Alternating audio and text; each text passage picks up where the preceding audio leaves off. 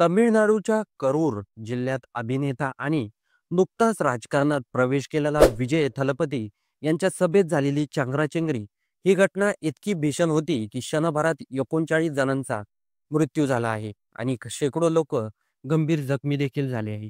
एक राजकीय सभा जी लोकशाहीचा उत्सव ठरवायला हवी होती, ती एक महाभयंकर दुर्घटनेत रूपांतरित झाली. सर्वप्रथम आपण विजय यांच्या व्यक्तिमत्वाकडे पाहूया. दक्षिणतेचा चित्रपट सृष्टीतील हे सुपरस्टार थलपती विजय म्हणून लाखो चाहत्यांच्या हृदयावर राज्य करणारे आहेत. फक्त अभिनयातच नाही, तर समाजसेवेच्या माध्यमातूनही त्यांनी आपली वेगळी ओळख निर्माण केली आहे. काही महिन्यापूर्वी त्यांनी एक ऐतिहासिक निर्णय घेतला. चित्रपट सृष्टी सोडून पूर्ण वेळ आपण राजकारणात उतरायचं.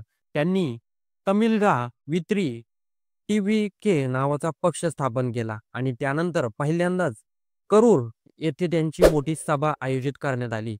या सभेला हजारो लोकांच्या संख्येने लोक उपस्थित होते. प्रत्येकाच्या मनात एकच उत्सुकता होती की आपल्या आवडत्या नायकाला जवळून पाहायचं, त्यांचं भाषण ऐकायचं. या सभेसाठी वेगवेगळ्या तालुक्यातून, खेड्यापाड्यातून लोक आली होती. विशेष म्हणजे यात फक्त पुरुषच नव्हते, तर मोठ्या संख्येने महिला, युवक होते. विजय यांचा चाहता वर्ग प्रचंड भावनिक आहे. त्यांचा एक दर्शन घडावं एवढीच इच्छा घेऊन लोक तिथे जमले होते. मात्र आयोजकांची तयारी अपुरी ठरली. गर्दीचं नियंत्रण करण्याच्यासाठी पुरेशी पोलीस फौज नव्हती. प्रवेशद्वार अरुंद होते. बाहेरून आत जाणाऱ्यांची प्रचंड चेंगराचेंगरी झाली. शनिवारी संध्याकाळी सुमारे 6 वाजायच्या सुमारास ही घटना घडली. लोक विजय यांना पाहण्यासाठी आत घुसण्याचा प्रयत्न करू लागले. पुढचे लोक थांबले, मागचे ढकलत राहिले. एका क्षणात शेकडो लोक जमिनीवर कोसळले. त्यावरून दुसरे लोक पडले आणि त्यामुळे भीषण चेंगराचेंगरी झाली. स्त्रियांचे ओरडणे, मुलांचा आक्रोश, जीव वाचवण्यासाठी लोकांचा धडपड. क्षणात तिथे मृत्यूचं साम्राज्य पसरलं. या दुर्घटनेत जवळजवळ 39 लोकांना आपला प्राण गमवावा लागला आहे. जखमींची संख्या शेकडोमध्ये आहे. यात काहींची अवस्था अत्यंत गंभीर आहे. मृतांमध्ये महिलांचा आणि तरुणांचा मोठा समावेश आहे.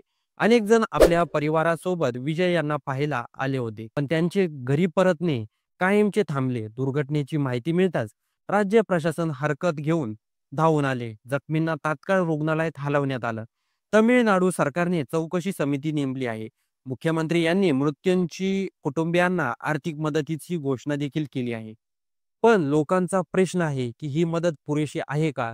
जीव गमावलेल्या लोकांच्या कुटुंबाचा आक्रोश, त्यांचं दुःख पैशाने भरून निघेल का? ही घटना समाजात विजय स्वतः खूप अस्वस्थ आहेत.